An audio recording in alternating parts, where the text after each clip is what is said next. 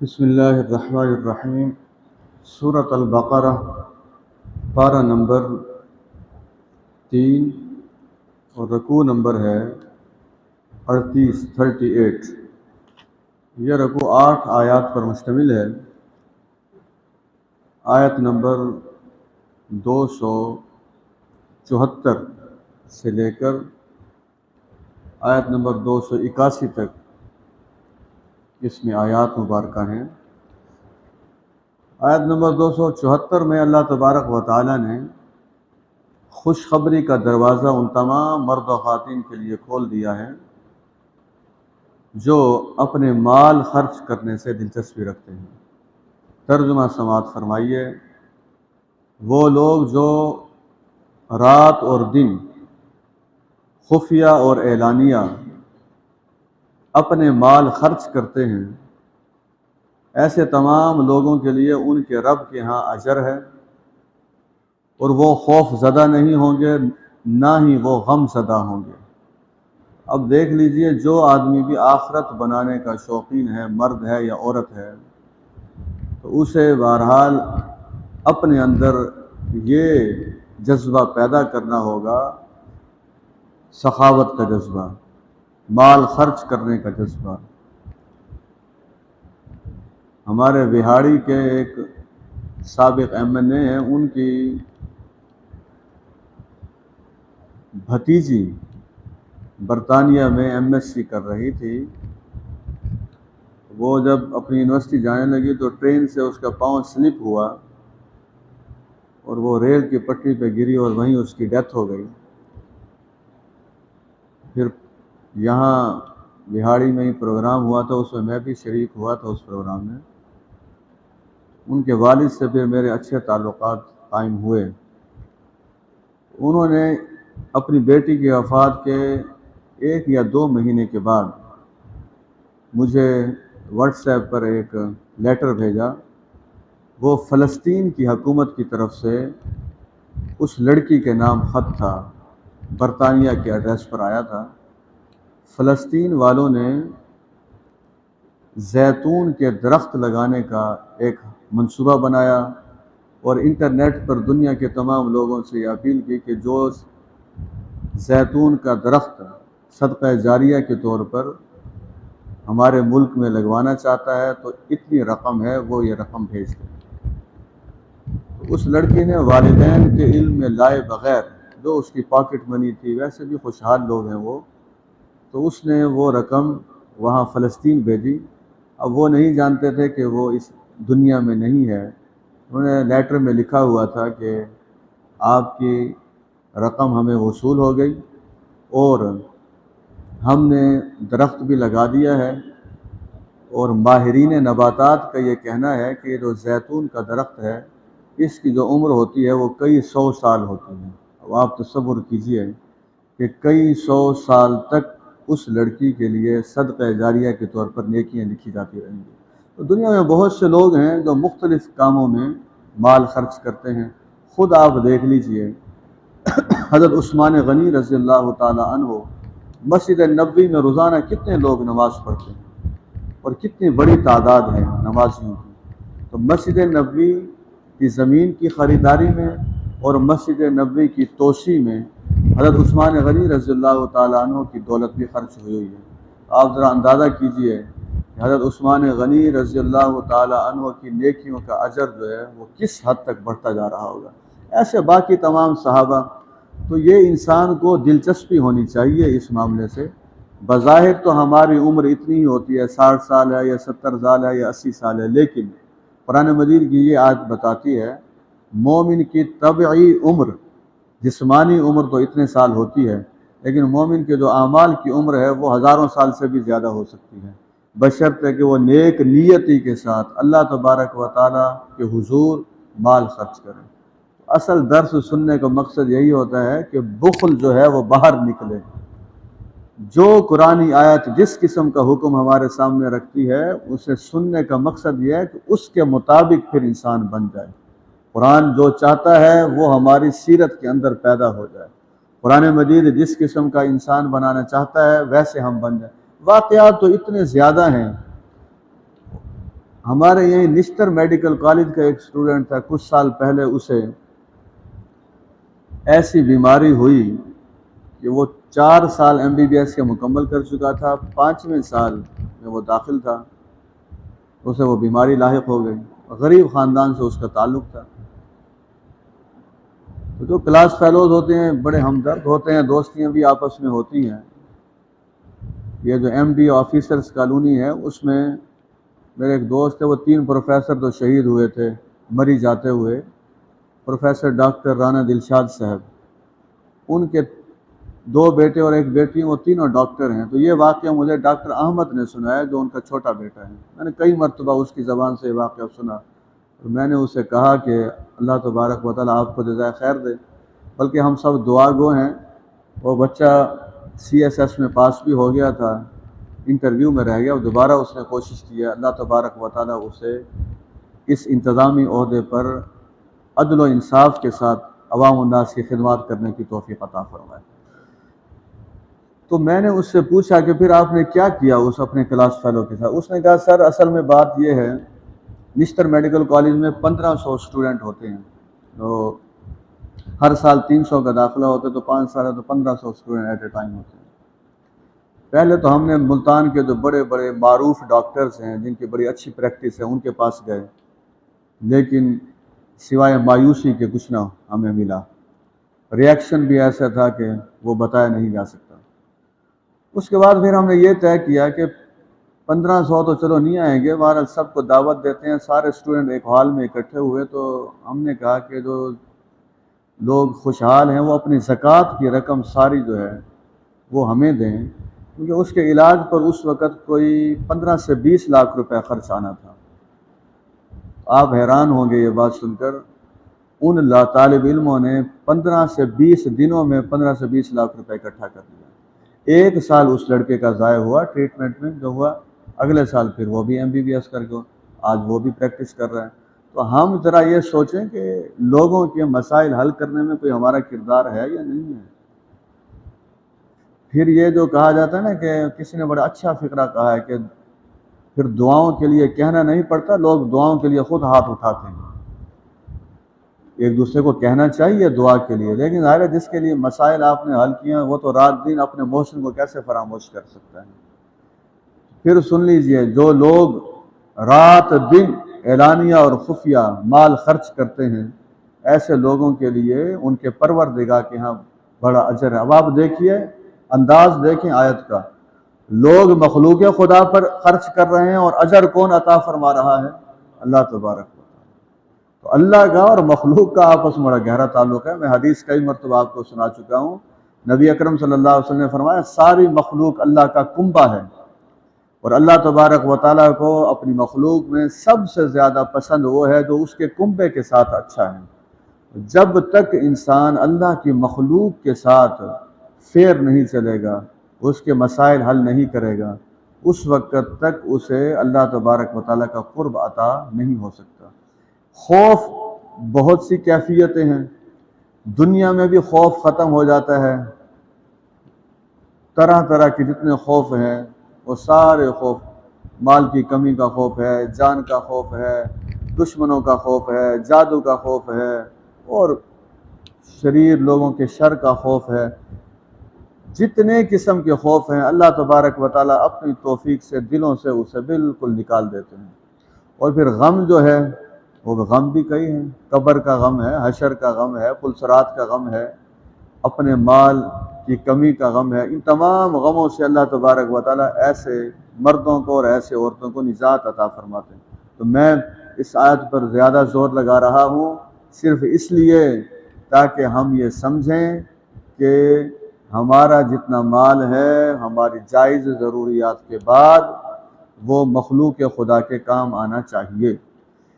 آیت نمبر 275 میں یہ 274 اور 275 یہ نمبر یاد کر لیجئے، قرآن مجید سارے کا سارا اسی ترتیب پر ہے۔ جہاں کامیاب گروہ کا تذکرہ ہوتا ہے وہاں ساتھ ہی ناکام کا بھی تذکرہ ہوتا ہے، یا جہاں ناکام کا تذکرہ ہوگا ساتھ ہی کامیاب کا تذکرہ ہوگا، جہاں جنت کا تذکرہ ہوگا وہاں ساتھ جہنم کا تذکرہ ہوگا۔ وجہ اس کی یہ ہے تاکہ انسان کے سامنے دونوں تصویریں رہیں، جنت کی تصویر بھی رہے اور جہنم کی تصویر بھی رہے۔ اب ان لوگوں کی تو اللہ تبارک و تعالیٰ تعریف فرما رہے ہیں اور ان لوگوں کو اللہ تبارک و تعالیٰ خوشخبری سنا رہے ہیں، لیکن آیت نمبر 275 میں پہلے ترجمہ سن لیجئے۔ اللہ تبارک و تعالیٰ فرماتے ہیں وہ لوگ جو سود کھاتے ہیں وہ اس شخص کی طرح کھڑے ہوں گے جس شخص کو شیطان نے چھو کر باولا کر دیا ہو۔ یہ اس لیے ہوگا کہ یہ لوگ کہتے ہیں کہ تجارت اور سود دونوں برابر ہیں۔ اللہ تبارک و تعالیٰ نے تجارت کو حلال قرار دیا ہے اور سود کو حرام قرار دیا ہے، تو جس کے پاس اس کے پروردگار کی طرف سے یہ نصیحت پہنچ چکی ہے اسے چاہیے کہ وہ باز آ جائے۔ تو جو اس کے ماضی کا سود ہے اس کا معاملہ اللہ تبارک و تعالیٰ کے سپرد ہے، لیکن جو سود پر ڈٹا رہا تو پھر ایسے تمام لوگ جہنم میں ہوں گے جس میں ہمیشہ رہیں گے۔ اب ابھی آپ دیکھ لیں سود کا معاملہ ہے، حکومتی سطح پر بھی، عوام الناس کی سطح پر بھی، آپ مانیں یا نہ مانیں، ماہرین معیشت جو اسلامی سوچ رکھنے والے ہیں سب بتاتے ہیں بے روزگاری کے پیچھے سود ہے، مہنگائی کے پیچھے سود ہے، خودکشی کے پیچھے سود ہے، بے برکتی کے پیچھے سود ہے، پاکستان کے قرضوں کے پیچھے سود ہے، ہر معیشت جو ڈوبتی جا رہی ہے اس کے پیچھے سود ہے۔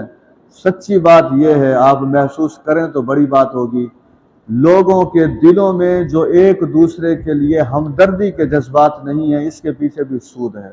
تو سود کی ہلاکتیں اگر کبھی پڑھے انسان تو بس وہ پھر سمجھ جاتا ہے کہ اللہ تبارک و تعالیٰ نے شراب جیسے گناہ کو اپنے اور اپنے رسول کے ساتھ جنگ قرار نہیں دیا، زنا جیسے گناہ کو اپنے اور اپنے رسول کے ساتھ جنگ قرار نہیں دیا، جوے جیسے گناہ کو اپنے اور اپنے رسول کے ساتھ جنگ قرار نہیں دیا، نماز ترک کرنے کے گناہ کو اللہ تبارک و تعالیٰ نے اپنے اور اپنے رسول کے ساتھ جنگ قرار نہیں دیا، روزہ خدا نخواستہ ترک کرنے کے گناہ کو اپنے اور اپنے رسول کے ساتھ جنگ قرار نہیں دیا۔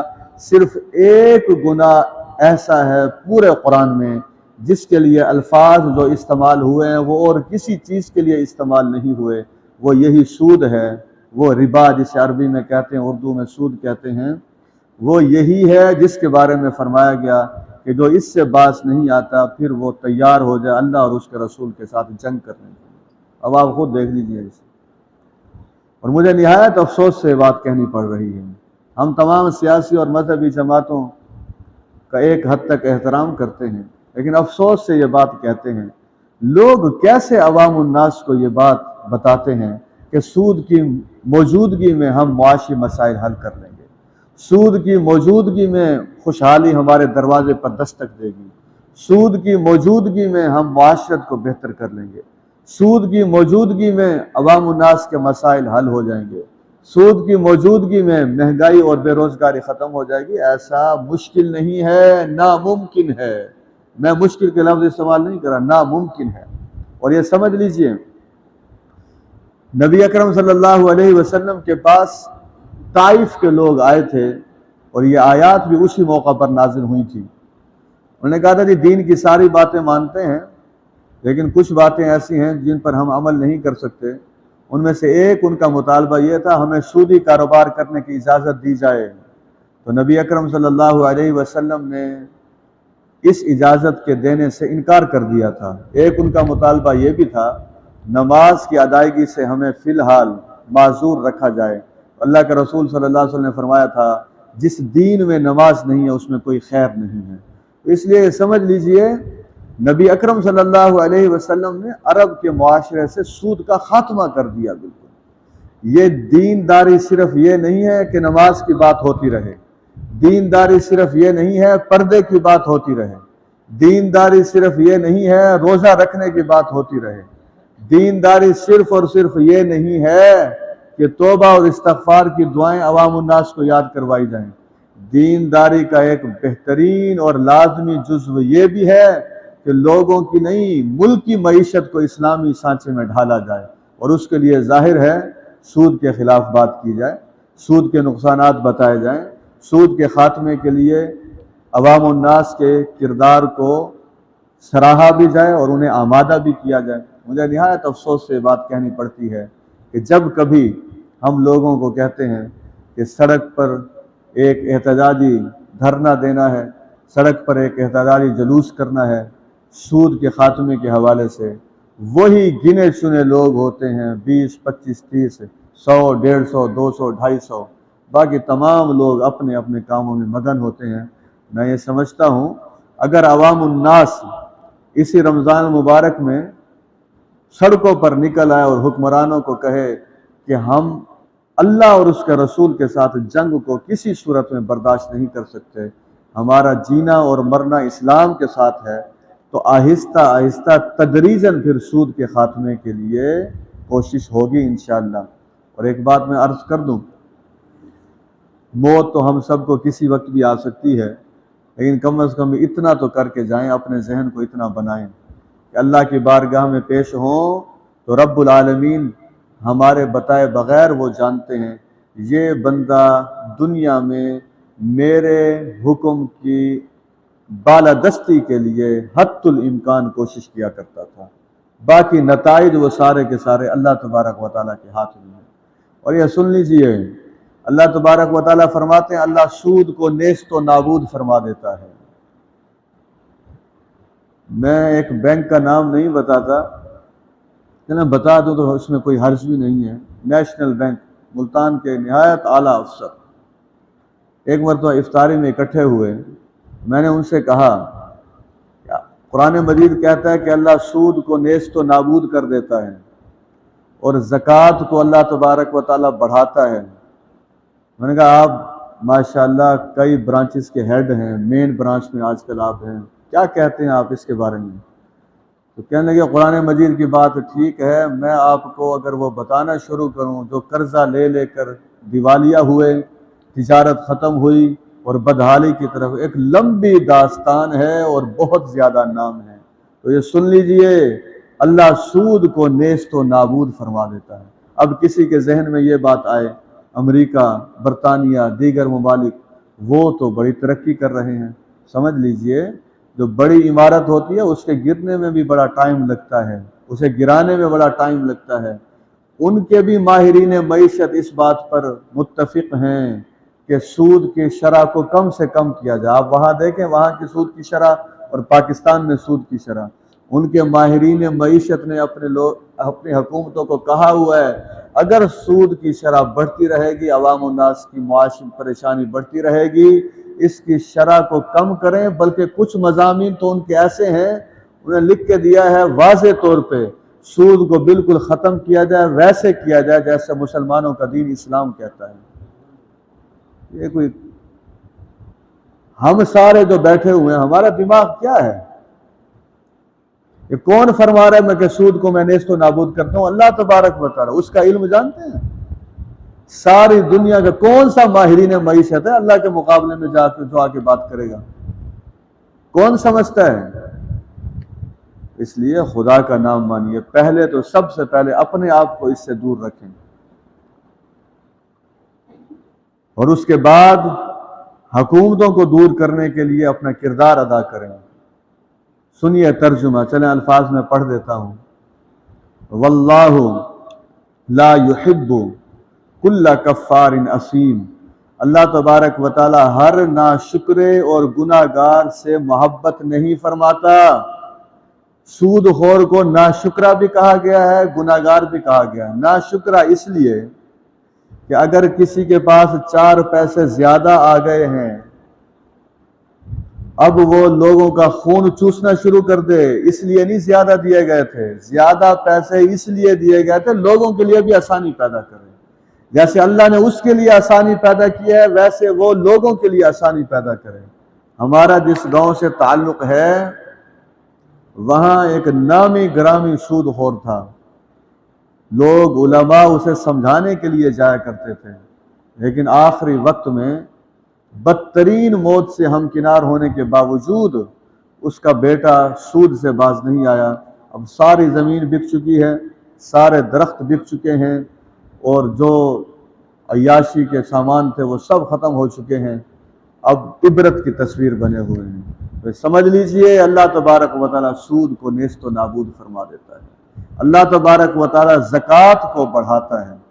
جن مردوں اور عورتوں کے ذمہ زکوٰۃ ہے وہ اس میں قطعاً سستی نہ کریں، چاہے وہ زیورات کی زکوٰۃ ہے، مال کی زکوٰۃ ہے۔ دونوں احادیث سن لیجئے۔ نبی اکرم صلی اللہ علیہ وسلم نے فرمایا جو اپنے مال کی زکوٰۃ ادا نہیں کرتا، قیامت والے دن اس آدمی کے گلے میں سانپ کی شکل میں وہ مال بنا کے ڈال دیا جائے گا اور وہ اسے ڈسے گا، اور جب وہ اسے ڈسے گا تو وہ دور ہونے کی کوشش کرے گا، تو وہ کہے گا مجھ سے دور کیوں ہوتے ہو، میں تمہارا وہی مال ہوں جسے تم بچا بچا کے رکھا کرتے تھے۔ اللہ تبارک و تعالیٰ کسی بھی امیر آدمی کو اس سزا سے محفوظ بس فرما دے، کسی بھی امیر آدمی کو اس سزا کے بھگتنے کے لیے اللہ تبارک و تعالیٰ تو نہیں چاہتے۔ اگر وہ اپنی سستی اور کاہلی کرے گا تو پھر اس کا اپنا قصور ہے۔ اسی طریقے سے سونے کے زیورات، نبی اکرم صلی اللہ علیہ وسلم کے سامنے، کیونکہ خواتین کے علیحدہ دنوں میں انہیں نصیحت بھی فرمایا کرتے تھے، عید کے موقع پر اللہ کے رسول صلی اللہ علیہ وسلم خواتین کے مجمع کی طرف تشریف لے گئے تو ایک ماں اور بیٹی آپ کے سامنے بیٹھی ہوئی تھی، ان کے ہاتھوں میں سونے کے کنگن تھے۔ اللہ کے رسول صلی اللہ علیہ وسلم نے پوچھا ان کی زکوٰۃ دیتے ہو؟ تو انہوں نے کہا کہ زکوٰۃ تو ہم نہیں دیتے۔ تو رسول اللہ صلی اللہ علیہ وسلم نے فرمایا پھر یہ جو کنگن تم نے پہنے ہوئے ہیں یہ سونے کے نہیں، یہ آگ کے کنگن ہیں۔ اب صحابیات کا آپ دیکھیے، ہو سکتا ہے انہیں اس وقت تک مسئلے کا پتہ نہ ہو، انہوں نے وہ سارے کنگن اتار کے کہا کہ اللہ کے رسول صلی اللہ علیہ وسلم یہ سارے کنگن ہم دیتے ہیں اللہ کے راستے میں۔ حالانکہ آپ جانتے ہیں اتنی زکوٰۃ تو نہیں بنتی تھی، لیکن جب انسان کو احساس ہوتا ہے پھر وہ اس راستے پر چل پڑتا ہے۔ اللہ تبارک و تعالیٰ فرماتے ہیں وہ لوگ جو ایمان لائے، جنہوں نے نیک کام کیے اور جنہوں نے نماز قائم کی اور انہوں نے زکوٰۃ ادا کی، ان لوگوں کے لیے بھی ان کے پروردگار کے ہاں اجر ہے، نہ انہیں کوئی خوف ہوگا نہ ہی وہ کوئی غم زدہ ہوں گے۔ اب سود کو چھوڑنے کے لیے کس چیز کی ضرورت ہے یہ بھی سن لیجیے۔ سود کو چھوڑنے کے لیے، نماز پڑھنے کے لیے، روزہ رکھنے کے لیے، تراویح کے لیے آنے کے لیے۔ ابھی مجھے ایک بات بھول نہ جائے، میں دعا میں بھی وہ بات کہنا چاہتا تھا، اس بات کا تذکرہ نہایت ضروری ہے۔ اس آیت سے پہلے وہ سن لیجئے، اگر کسی سے مرد و عورتوں سے کہا جائے کہ آپ سے یہ توقع ہے کہ آپ بتوں کی عبادت کریں گے، وہ شاید ناراض ہو جائیں گے ہم سے، وہ کہیں گے جی کیسی بات کرتے ہیں آپ، مسلمان ہو اور بت پرستی کریں، ناممکن ہے۔ قرآن مجید کی جو آج سورت پڑھی گئی ہے سورت الانبیاء اور سورت الحج، اللہ تبارک و تعالیٰ نے سورت حج میں دو گناہوں سے بچنے کا تذکرہ اکٹھے کیا ہے، ان میں سے ایک بتوں کی عبادت ہے اور دوسرا گناہ جھوٹ بولنا ہے اور جھوٹی باتیں ہیں۔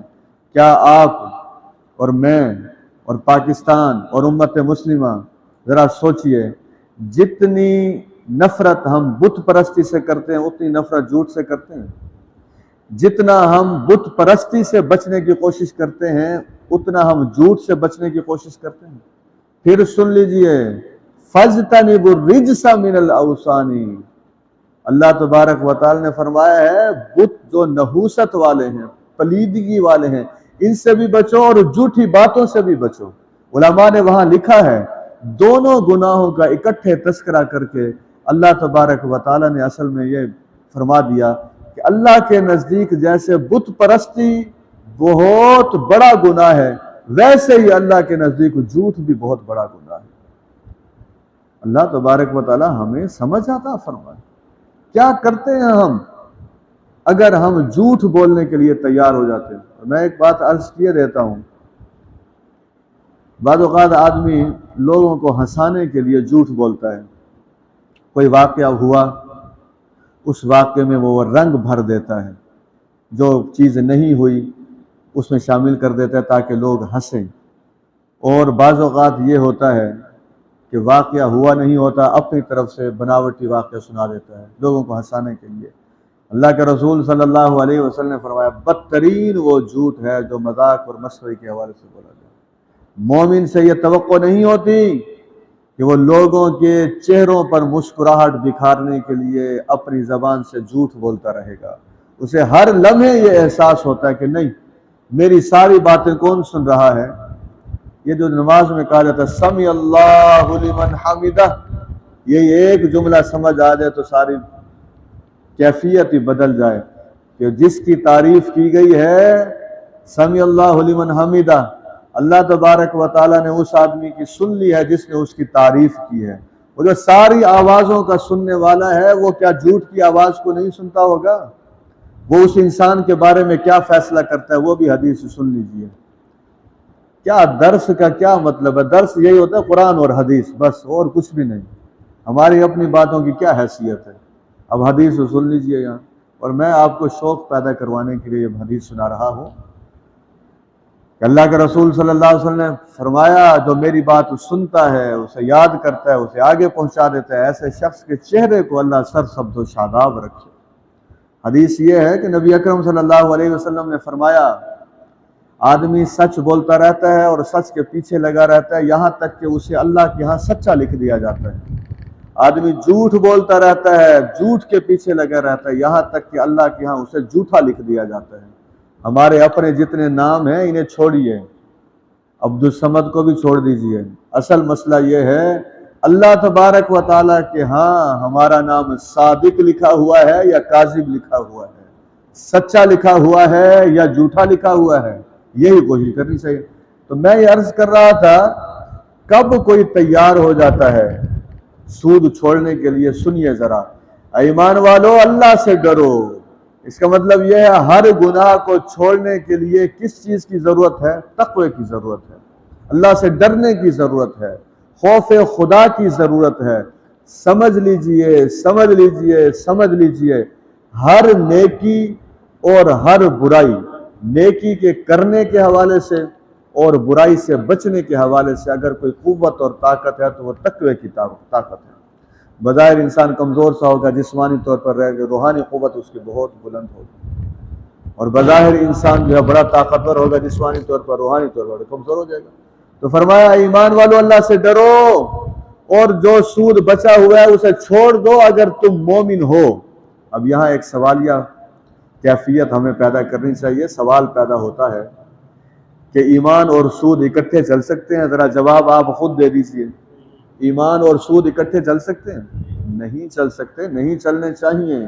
ہم یہ نہیں کہہ رہے کہ کوئی فتویٰ ہم لگا رہے ہیں، لیکن صحیح بات یہ ہے ان گناہوں میں جو بھی ملوث ہوگا اسے کامل مومن کسی صورت میں نہیں کہا جا سکتا. اب وہ آیت آ گئی جو میں پہلے بتا چکا، اگر تم باز نہیں آتے تو پھر اللہ اور اس کے رسول کے ساتھ جنگ کے لیے تیار ہو جاؤ.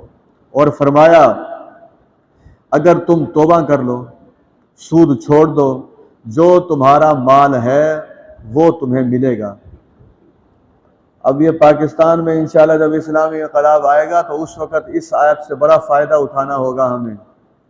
ہم وہ لوگ نہیں ہیں کہ ہم دنیا کو یہ کہیں کہ ہمارے ہاں اب سود ختم ہو گیا ہے تو ہم آپ کے ساتھ جو معاہدے کیوں ہیں سارے ختم کرتے ہیں. نہیں، سود تو ویسے عیسائیوں کے ہاں بھی حرام ہے، ہندوؤں کے ہاں بھی حرام ہے، جیسے ہمارے ہاں حرام ہے اور ہم بھی کر رہے ہیں، ان کے ہاں بھی حرام ہے، یہودیوں کے ہاں بھی حرام ہے. حرام تو ساروں کے ہاں ہے، لیکن ساروں نے اس حرام والی جو چیپٹر ہیں انہیں ایک طرف رکھا ہوا ہے. تو بعد میں یہ عرض کر رہا تھا پاکستان میں جب اسلامی انقلاب انشاءاللہ آئے گا، اسلامی حکومت آئے گی تو ہم نے دنیا سے جو قرضے لیے ہوئے ہیں ہم انہیں کہیں گے کہ ہم آپ کی اصل رقم ادا کرنے کے پابند ہیں. بعض علماء نے نیٹ پر ایسی تقریریں ڈالی ہوئی ہیں، وہ مضحکہ خیز تقریریں ہیں کہ جب اسلامی حکومت آئے گی تو جس ملک سے ہم نے جو پیسے لیے ہوئے ہیں ہم انہیں کہیں گے جاؤ بھائی اپنے کام کرو، ہم نے سود ختم کر دیا. یہ اسلام کا مزاج نہیں ہے. اسلام یہ کہتا ہے جس کا جو اصل پیسہ ہے، جس کی جو اصل رقم ہے وہ اس کے حوالے کی جائے. آپ دیکھیے الفاظ میں پڑھ دیتا ہوں آپ کو، بلکہ میں الفاظ کیا پڑھتا ہوں، ترجمہ الفاظ بھی پڑھتا ہوں، ترجمہ بھی کر دیتا ہوں. اب دو چیزیں ہو سکتی ہیں. سود خور نے فرض کیجئے 50,000 دیا تھا اور 1,00,000 لینا چاہتا تھا. اب سود ہو گیا ختم. اب اسے اگر اس کا 50,000 بھی نہ دیا جائے تو پھر یہ سود خور پر ظلم ہوگا، کیونکہ اس کی اصل رقم تو اسے دینی ہے۔ اللہ کے الفاظ دیکھیے اللہ تبارک و تعالیٰ کے، فرمایا لا تظلمون، سود خوروں سے فرمایا جا رہا ہے لا تظلمون، تم ظلم نہ کرو، یعنی جو اضافی پیسے لوگوں سے لیتے ہو یہ ظلم ہے۔ ولا تظلمون، نہ تمہارے اوپر ظلم کیا جائے۔ میں نے شاید یہ پہلے بھی بات بتائی تھی، لیکن یہ بات قیمتی ہے۔ پورا قرآن الحمد سے لے کر والناس تک پڑھ لیجئے، سارا قرآن ظلم کے خلاف ہے، وہ چاہے عقیدے کا ظلم ہے، وہ مالی ظلم ہے، وہ اخلاقی ظلم ہے، وہ معاشرتی ظلم ہے۔ جس آدمی نے درس کئی سنے ہوئے ہیں، درس کئی دیے ہوئے ہیں، تقریریں بڑی سنی ہوئی ہیں، لیکن ارد گرد کے اس کے جو لوگ ہیں وہ اس کے بارے میں یہ کہیں گے یہ بڑا ظالم آدمی ہے، پھر سمجھ لیجئے اسے درس قرآن نے کوئی فائدہ نہیں دیا، یا اس نے درس قرآن سے کوئی فائدہ نہیں لیا۔ سمجھ لیجئے سارا قرآن ظلم کے خلاف ہے۔ اور افسوس یہ ہوتا ہے، ابھی میں آپ سے پوچھوں تو آپ بھی یہی کہیں گے کہ پاکستان میں 96% جو مسلمان ہیں، 97% مسلمان ہیں، 97% مسلمانوں کی موجودگی میں عدل غالب ہے یا ظلم غالب ہے؟ تو سارے یہی کہیں گے جی ظلم غالب ہے۔ ہم تو بارہا یہ عرض کر چکے ہیں کہ عدل غالب ہونا چاہیے، ظلم نظر ہی نہیں آنا چاہیے۔ آگے سنیے، اب یہ ہو سکتا ہے کہ سود خور سے کہا جا رہا ہے اور قرض دینے والوں سے بھی کہا جا رہا ہے، اگر مقروض تنگ دست ہے تو جب تک وہ خوشحال نہیں ہوتا اسے مہلت دے دو۔ دیکھیے اللہ تبارک و تعالیٰ اصل میں معاشرے میں سے فساد کو مٹانا چاہتے ہیں۔ آپ یقین جانیے خود ہمارے شہر ملتان میں مہلت نہ ملنے کی وجہ سے ایک آدمی نے چوکمارا والے خودکشی کی، ایک آدمی نے یہ جو نو بہار نہر ہے اس میں جا کر خودکشی کی۔ نو بہار نہر میں جس نے خودکشی کی تھی وہ تو ملتان کی ایک سب سے بڑی یونیورسٹی میں ملازم بھی تھا۔ تو یہ سمجھ لیجئے اللہ تبارک و تعالیٰ کے جتنے احکامات ہیں میرے بھائیوں اور میری بہنوں، وہ در حقیقت معاشرے میں لوگوں کے مابین تعلقات بہتر کرنے کے حوالے سے ہیں۔ ابھی کچھ دن پہلے کی بات ہے، ملتان کے ایک ادارے کا نام میں نہیں بتانا چاہتا، اس میں ایک ملازم کی 1 مہینے کی تنخواہ روکی ہوئی تھی انہوں نے، غلطی اس ملازم کی بھی تھی، اور بغیر اطلاع کے وہ چھٹی اس نے کی، کوئی میڈیکل سرٹیفکیٹ پیش نہیں کیا، تو اس ملازم کی ڈیتھ ہو گئی اسی رمضان مبارک میں۔ اب وہ سارے ادارے والے اس ڈیتھ کو اس افسر کے ذمہ قرار دے رہے ہیں کہ جو وہ تنخواہ جو روکی تھی اس ٹینشن کی وجہ سے یہ آدمی فوت ہو گیا۔ تو یہ جو چھوٹی چھوٹی باتیں نہیں ہوتی، یہ بڑی باتیں ہوتی ہیں۔ فرض کیجئے آپ کی بہن آپ کی مقروض ہے، آپ کا بھائی آپ کا مقروض ہے، آپ کا ہمسایہ آپ کا مقروض ہے، آپ کا دوست آپ کا مقروض ہے، وہ آپ سے مہلت لینے کے لیے آیا اور آپ کے پاس کوئی مالی پریشانی بھی نہیں ہے، تو آپ نے کہا کہ نہیں میں مہلت نہیں دے سکتا، یہ پیسے مجھے ابھی چاہیے، نہیں تو کل تک یہ پیسے چاہیے۔ رات کو فرض کیجئے اسے برین ہیمریج اور رگ پھٹ جائے، تو پھر ساری زندگی وہ ملبہ آپ کے سر ہی آئے گا کہ دیکھیں جی وہ گئے بھی تھے لیکن وہ ٹینشن اور ڈپریشن کی وجہ سے یہ سارا ہو گیا۔ میں یہ نہیں کہہ رہا کہ جن کے ذمہ قرض ہے وہ مہلت ہی لیتے رہیں، انہیں قرض ادا کرنے کی فکر ہونی چاہیے، لیکن میں صرف قرآن مجید کے اس حکم کو آپ کے سامنے رکھ رہا ہوں کہ اگر مقروض تنگ دست ہے تو پھر اسے اس وقت تک مہلت دے دو جب تک وہ قرض کو آسانی سے لوٹانے کی صلاحیت نہیں رکھتا۔ اور یہ کس کا حکم ہے؟ اللہ کا ہے۔ میں حدیث سنا دیتا ہوں، آپ خود سن لیجئے، مہلت جب دیں گے تو پھر کیا فیصلہ ہوگا۔ نبی اکرم صلی اللہ علیہ وسلم نے فرمایا اگر کسی نے کسی کو قرض دیا ہے، اب میں مثال سے سمجھا دوں، فرض کیجئے 1 اپریل کو آپ نے 10,000 روپے کسی آدمی کو قرض دیا، طے یہ ہوا کہ 30 اپریل تک وہ قرض کو لوٹا دے گا۔ اب اپریل میں 30 دن ہوتے ہیں، 10,000 روپے آپ نے اسے دیا تو 10,000 کو 30 سے ضرب دیں تو یہ 3 لاکھ روپے بن جائے گا۔ اللہ تبارک و تعالیٰ قرض کی رقم دینے والے کو اور 1 مہینے کی مدت مہلت دینے والے کو 3 لاکھ روپے صدقہ کرنے کا ثواب عطا فرمائیں گے۔ اب دیکھیے 1 اپریل سے 30 اپریل تک معاملہ رہا، 1 مئی کو وہ آدمی پھر آ گیا، اس نے کہا جی یہ تو بات ٹھیک ہے، پیسے آپ کو لوٹانے تھے لیکن حالات میرے ٹھیک نہیں ہیں، مجھے آپ 1 مہینے کی مہلت اور دے دیجیے۔ یہ کہتا ہے ٹھیک ہے جی چلیں آپ کو 1 مہینے کی مہلت، دوبارہ اس نے مہلت دے دی۔ سنیے حدیث، نبی اکرم صلی اللہ علیہ وسلم نے فرمایا جب یہ دوبارہ مہلت دے گا تو اللہ تبارک و تعالیٰ اجر کو دوبارہ کر دیں گے، دگنا کر دیں گے اللہ تبارک و تعالیٰ۔ جو 10,000 روپے ماہانہ تھا اب وہ 20,000 روپے، 10,000 روپے یومیہ تھا، 20,000 روپے یومیہ کا اجر ملے گا۔ یعنی دیے 10,000 روپے ہیں اور یہ تقریباً 9 لاکھ روپے خرچ کرنے کا ثواب حاصل کر چکا ہے بارگاہ خداوندی سے۔ جب ان احادیث کا پتہ ہو تو پھر انسان کا دل جو ہے وہ نرم پڑ جاتا ہے۔ تاجروں کے حوالے سے یہاں میں جانتا ہوں کئی تاجر حضرات ہمارے بیٹھے ہیں، یہ حدیث ان کے لیے بہت قیمتی حدیث ہے۔ نبی اکرم صلی اللہ علیہ وسلم نے فرمایا ایک تاجر بارگاہ خداوندی میں پیش ہوگا، اللہ تبارک و تعالیٰ اس سے پوچھیں گے کیسے مالی معاملات کیا کرتے تھے، تجارتی معاملات تمہارے کیسے تھے؟ تو وہ کہے گا یا اللہ جو لوگ میرے ساتھ تجارت کیا کرتے تھے ان میں سے جو امیر لوگ تھے رقم کی واپسی کے حوالے سے انہیں میں مہلت دے دیا کرتا تھا آسانی کے ساتھ، اور جو بہت غریب ہوتے تھے انہیں تو میں بالکل ہی معاف کر دیا کرتا تھا۔ جب یہ جواب اللہ تبارک و تعالیٰ سنیں گے تو اللہ تبارک و تعالیٰ فرمائیں گے تم لوگوں کو معاف کیا کرتے تھے، میں نے تمہیں معاف کیا اور جنت میں داخلہ عطا فرما دیا۔ اللہ تبارک و تعالیٰ کو اپنی مخلوق کے ساتھ بھلائی بہت پسند ہے، اصل جو بات ہے۔ اسے یہاں فرمایا اگر تم معاف کر دو، پہلے تو فرمایا مہلت دو، فرمایا اگر معاف کر دو تو وہ تمہارے لیے زیادہ بہتر ہے۔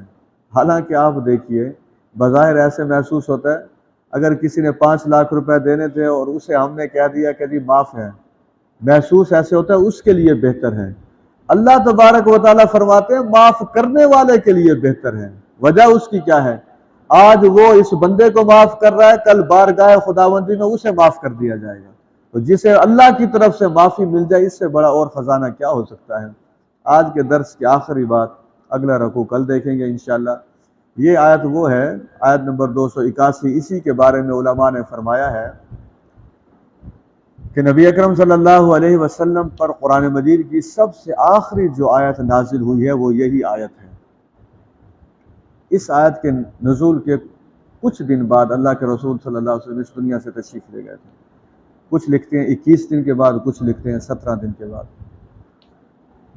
آیت کا نمبر نوٹ کر لیجیے، آیت نمبر 281، سورۃ البقرہ، رکوع نمبر 38۔